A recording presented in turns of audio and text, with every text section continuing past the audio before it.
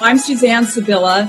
I'm the owner of Sabilla and Associates, which is the premier leadership and employee development company. Overcome obstacles, reframe your reality, love life, and have growth goals.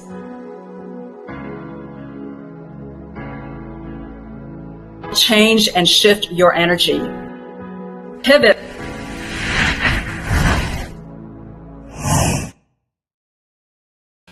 Hi, I'm Suzanne Sabilla, your host of Pivot Now, where we bring on interesting, exciting, and dynamic guests who will share with us their tips, tricks, and life and business hacks to help you pivot in your life. I am so excited to bring this guest on our show. Oh my gosh, you're going to love her. And you got to watch our show all the way to the end, folks, okay? All the way to the end, because she's going to be dropping a lot of gold nuggets and great, fabulous tips. So let me tell you about her. She is a Master Certified Neurocoach, an entrepreneur. She's amazing, right? She's absolutely amazing. And a sought-after consultant. Welcome to our show, Carol Register. Woo! Let's bring her on. Let's bring her on to our show. Carol, oh my gosh, there she is. Hi, Suzanne. Snap, snap, snap, right? Right. Oh my gosh, thank you so much for being on our show. We really appreciate you. And we're going to talk about, how to pivot your finances to pivot your life. So tell us about that. Yes, I am so excited. I am a financial strategist, as you mentioned, a serial entrepreneur, and I teach over 40 principles of wealth along with the neuroscience process that I use, so that no matter where you're at on your wealth journey, you can have heart-centered, aligned wealth, that full abundance with fulfillment and joy that you deserve. Because I work with people on all sides of the spectrum who have wealth and are miserable because it is not what brings us happiness, and who are striving for wealth, thinking that that will get them the happiness that they want. The truth is, you absolutely can have your cake and eat it too. And it's happening every single day. Wow, I love it. I love it, especially when you said heart-centered. So tell me a little bit more about that. Tell us a little bit more. How do you become more heart-centered and attract the wealth?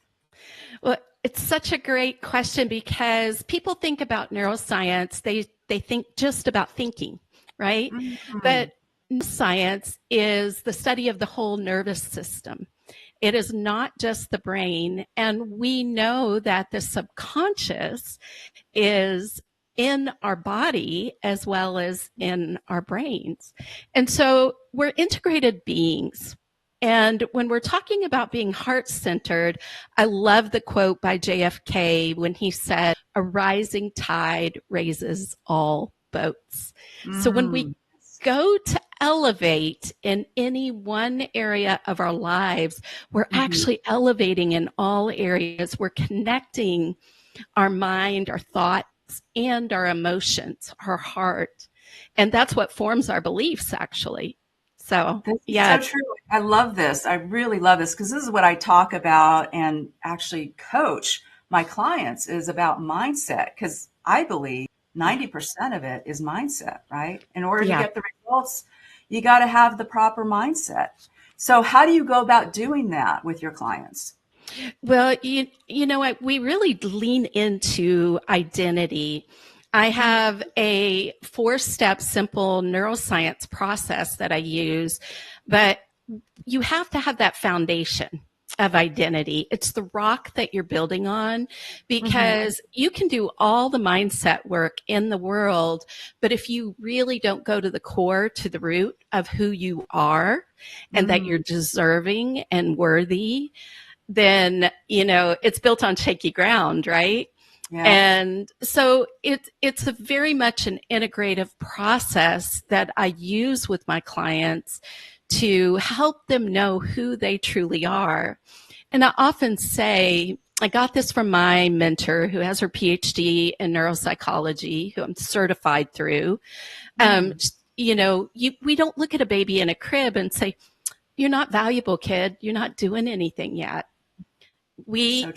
So true. know, even if the child's not our own, or even if it's a kitten, that baby has value. So we have this heart instinctiveness, knowing that we arrived on this earth with value. We all did. But along the way, we start to believe the lies that tell us that we are not valuable, that we're not enough, we're not worthy, we're not deserving. And this goes really to the root of who we are. And I hear a lot of confusion about that right now. A lot of people are talking about this subject, and some of the things I've heard are, who are you? It's this, it's that. I've heard it described as skills, as strengths, as values, as, all these different things we do, education even, but it isn't any of those things. It is really our inherent value. And then all of these other things get built on it. I love this. This is hearts and fire. Hearts and fire, what you just said right now, Carol, because I think that's so true. A lot of times, especially in our culture and our society, we're all about doing, right? Accomplishments and achievements. And I see that with my son. He's a high schooler. And it's so much pressure on our kids right now, right? It's like, oh, you got to take, like in high school, oh, you got to take AP classes. Oh, you got to take honors classes. Oh, you want to go off to college. This is what you got to do. You got to get a 4.0. No, you got to get a 4.5 GPA. Oh, you got to take the SAT. Oh, you got to take ACT, right? It's just so much pressure. You got to get your baccalaureate, your IB, your dual enrollment, So much pressure on our kids nowadays. And it's all about achievement. And instead of like being, right? Yeah. About being instead of doing. And I love that you said that is that inherent value of being worthy because of who you are. It's so interesting because we are creators. We do want to be productive, and everything does start with a thought. The thought always fires before the emotion. It happens within microseconds, though. And the thing is, our thoughts are things. They are energy. And if you look around, everything you see other than nature, other than, the mountains and the oceans, we didn't create those, but everything else that you see started with a thought. For example, the chair you're sitting in, somebody thought it, somebody had it drawn up, somebody went and decided the materials it was going to be made of. Somebody went and decided how it was going to be sold, it was put into a store, and you purchased it and you now own it. It all started with somebody having an idea, a thought about that chair, right? Yeah. And right. So, so what happens then is it's a good thought, right? Right. And it's a good chair. And it's a good chair. Yeah. And so going to the core of who we are is really key to get out of what you were referring to as what I call, and my dad gave me this phrase, performance-based acceptance. So we put our value on the things we're doing rather than on what you were saying, our being. And the reason I bring up the part about thoughts is because talking about being integrated, knowing where we can start to do the work of prioritizing what we're learning about ourselves and our journey, the identity work, understanding the power and control we have over thoughts and emotions, which form our beliefs. That then affects our decisions, which affects our actions, which affects our results. So when you're looking at all the pressure and the stress of I have to do more, you can start to say, okay, I'm overwhelmed. I'm frustrated. This is distressful. I'm not in joy and in heart-centered alignment. These are the results I'm getting. what actions am I taking that's leading to these results? What decisions am I making that's leading to these actions, that's leading to these results? And then going back further, what am I believing? What am I feeling? And what am I thinking about things? And coming at it from a premise of, instead of I have to do stuff in order to, I have to have stuff in order to do stuff to be somebody. I can lean into being, and from there my doing comes, and the have flows naturally. I love it. I love it. I love it. Another heart, another fire for that. That is yes, yes, yes, yes, 100%, 1,000% yes. So true, right? Because again, a lot of times we base our value on doing and accomplishments, and we have to look back on what's behind that. That we are enough the way we are, right? We are enough. Wow. Very profound and very insightful, because it's so contrary, if you will. It's so opposite of what our culture and our society is all about, right? Yeah. Yeah. So how do you go about creating that then? I mean, if this is what it's all about, being, how do we go about creating that? Well, I definitely want to leave you with some quick wins today from, as particularly financially, from Principles of Wealth. But again, start with looking at your identity and considering that you arrived on this planet valuable. And that's your foundation, right? And then when you start to think about things, this is the deep work that I do with my clients in my year-long program. When you start to discover how to create from being instead of from doing, letting the doing happens, but the doing flows from that, it really changes everything. And for me, what it changed was that I stepped into knowing, and now what I help my clients do, to knowing that we have so much more power than we think we do. We really don't fully understand the power that we have. And through this process, we start to, I'm still having glimmers every day. And use the work that I teach. I use the tools, my neuroscience tools, every single day to create from being, and to know that I'm meant to do that. And you're meant to do that too. We have visions in our heart that we are meant and designed specifically to operate from. And so it's a journey to step into that. And I do teach a simple process. It is childlike simple, but it does take somebody to guide you through the process. And then as you get experienced in it, you can take those tools with you and, just like I am, use them for a lifetime. So. Wow, that sounds fantastic. That sounds really fantastic. So I want to know, we have this part of our segment.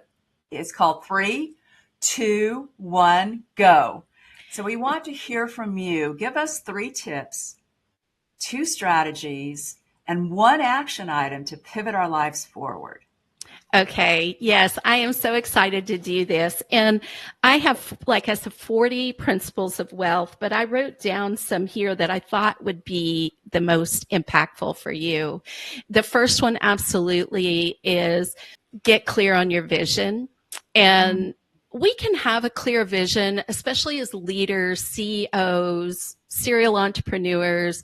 We know what it's like to have a vision and to see that fulfilled, but it can get blocked and cloudy with neurochemicals when obstacles arise and when old limiting beliefs come up, or even new limiting beliefs, or maybe the energy or the environment we're in.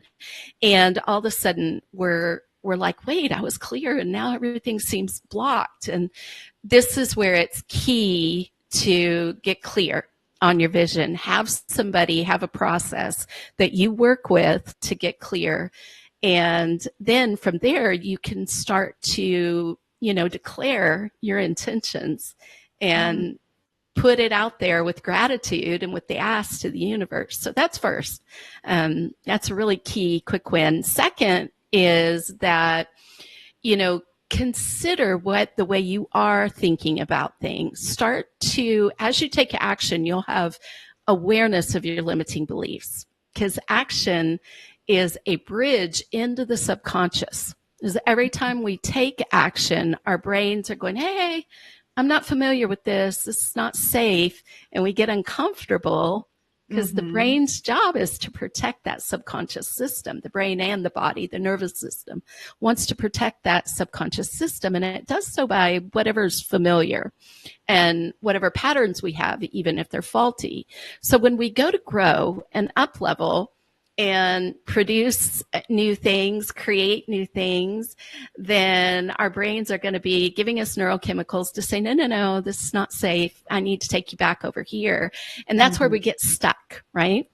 When you start to change the actions you're taking and the ways you're thinking, then you can really have key breakthroughs. So as you're taking new actions, pay attention to what's coming up. That's a bridge into your subconscious, your limiting beliefs. That's really important. Have awareness of what's wired in there that's holding you back, because you absolutely can change those beliefs. And I teach that in a number of ways. One is pay yourself first. Learn how to, as you're going along, start to just set that aside and pay yourself first. And it can be really simple, but it gives momentum, and it starts to break an old pattern, an old cycle. Even if you're doing $1, I mean, literally, it can be the smallest, most baby amount of changing a habit that you've had that's going to really transform everything if you will take that step, look at what's circulating in there, and just move forward in small ways, right? So the third one is that I teach a principle called Pearson's Law. It's often used with productivity. Now, these are immutable laws of the universe. They are not unique to me. They exist outside of me. So the exciting news is, however faulty I may be or great I may be, these principles still work, right? Yeah. And they've been used over millennia. Pearson's Law was discovered by a man named Pearson, and it states, what you measure grows, what you measure and report grows exponentially. So I literally run challenges where you can increase your wealth in 15 minutes a day, and just DM me the word challenge. I will sit on with you. We will go through the process together, but it's measuring. It's really simple. Again, baby steps when you're starting a new habit. As you build over time, you will create a new neural network. And so just in 15 minutes a day, start looking at what's coming in, what's flowing out, what's coming in, what's flowing out. This helps you to be proactive with your finances. And the law states, the principle states, what you measure grows. What you measure and report grows exponentially. And I can give you solid examples of this used by some of the top companies in the world. So it absolutely works. And you may think, wait, you mean I don't need to go produce more. I don't need to go hustle more. I don't need to be doing a whole bunch more. No, just measure. That's it. Just measure. I love that. Yeah, so true. So important as well, right? Because a lot of times we don't measure things, and it is so important. And I like that you talked about taking small steps, right? Because I see that with a lot of my clients too. When we talk about changing a habit, for example, a morning routine, and I'll ask my client, do you have a morning routine? And they'll say, well, no, not really. Or I go right to my phone. That's their first morning routine, right? They go right to their phone, they text messages, or they go to email and they start emailing, and they're all into their computer, right? And I said, well, wait a second, let's shift that And how about if you drink a glass of water when you wake up and you focus on like breathing? We'll do a breathing exercise. And Yeah. you do that like 5-10 minutes during your day, like in the morning, right? And they're like, wow. And they start to change that habit. And so that they're not looking at their phone initially, because again, a lot of Yeah. times on your phone, you're like scrolling through social media and you're like going, oh my gosh, FOMO, I guess Yeah. you're missing out, right? And you're like, and then you're seeing the news and it's like, oh my gosh, what's going on in the world? And so, Yeah. right. So it's just starting to shift that behavior. And they're like, wow, I can do that. I just do that like 5-10 minutes during the day. Right when I I wake up, love get it. a glass of water and I start to shift my behavior. And then it shifts the mindset, right? So I love that you talked about that, like taking Yeah. those small action steps can make the Yeah. bigger impact. Because a lot of times I got to do the bigger things, right? Yeah. Like I got to save all this money, or I got to have all this, or, put in a Yeah. 401k, or, do a, investment strategy, or I got to buy these properties or whatever. You got to start off small. It's so true. And, it's interesting because a lot of times we're picking up that phone because of the dopamine hit. And so we're starting to replace the dopamine hit with something that's positive and healthy. And a lot of times when we're avoiding our finances, this is what I'm going to be talking about in an upcoming masterclass, is we're not we don't have any dopamine hit, any reward. So why in the world am I going to go do that? It's like, I'm just not experiencing the reward. So learning how to build those rewards in, and work with the way our brain and our nervous systems are wired is so essential. So I love that you do that in those small steps, just going to get a drink of water and just shifting the pattern in really gentle ways that show us what's possible is really powerful.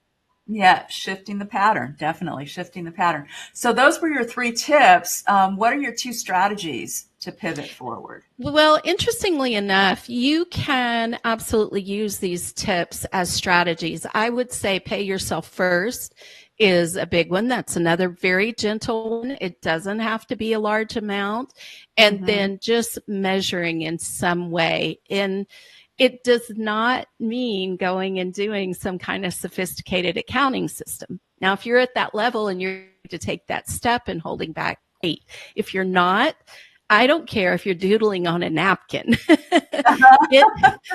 Get in a group with people who are willing to do this with you, be in the energy of a group like Suzanne's, like mine, where we are there to support you, walk alongside you, do it with you, is an energy that is so important. So you can actually use both of those as strategies as well.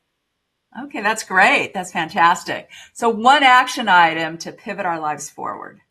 One action item to pivot your life forward is really consider what your limiting beliefs are. And this was another tip that I gave you. When you want to do something, you're meant for more. You know that you're not experiencing that heart-centered alignment that you know in your gut you're meant to have. It's really taking some easy steps to start to pause, be still, and listen. And just listen to your heart and your intuition. You can free write. A lot of people like to do that. It's like where you don't have an agenda. You're just writing, and things that are in your heart will begin to come out. Pay attention to your desires. They're there for you, for a reason, for you to live your happiest life. So I love that. I love that. Again, a fire and heart, fires and heart. Love that so much, Carol. So where can we find you and how can we connect with you? Listen, I would love for you to jump in and grab your free wealth activation and just, sign up for the masterclass. I'm doing a Heal Your Money Stories masterclass. It is a Facebook event. You can find me under Carol Register.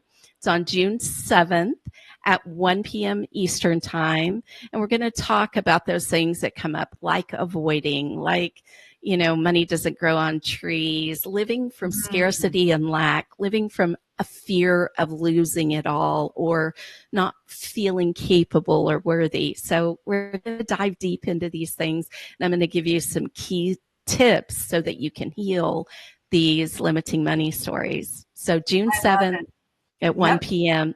And I'm going to give you the link for the free wealth activation. Grab that and bring that with you when you come into the masterclass. So you don't have to, but if you want to, that'd be great. Yeah, it sounds fantastic. I love it. So June 7th, 1 o'clock Eastern time. And that's right. You'll learn all about this, right? And changing your belief system to manifest wealth. I love it. Right. Love it. Anything else you want to add? Yeah, I just want you to know that you matter, that everything you want is absolutely possible. You are here to create what you want in a better world. And we get surrounded by the obstacles and the circumstances. There are real answers and solutions for you. And I just want you to know that because you matter. I love it. Love it. Thank you so much for being on our show. We greatly appreciate you, Carol. Thank you for having me. I really appreciate it too. Yeah. And thank you for watching. This was fabulous. We love it. And we're here every Tuesday, 10 o'clock Pacific time, 1 o'clock Eastern time. And we're also doing a group. I'll be doing a group as well. And it's all about mastering your mindset. So how to pivot your life and master your mindset, reframe your reality, overcome obstacles, having a vivid vision, a loving life, and setting growth goals. And so we're starting a new group in a couple of weeks. So you can join us as well. You can text me. You can email me at Suzanne, SUZANNE, at Sibilla, SIBILLA, coaching.com. Live life abundantly. Pivot now. Change and shift your energy. Pivot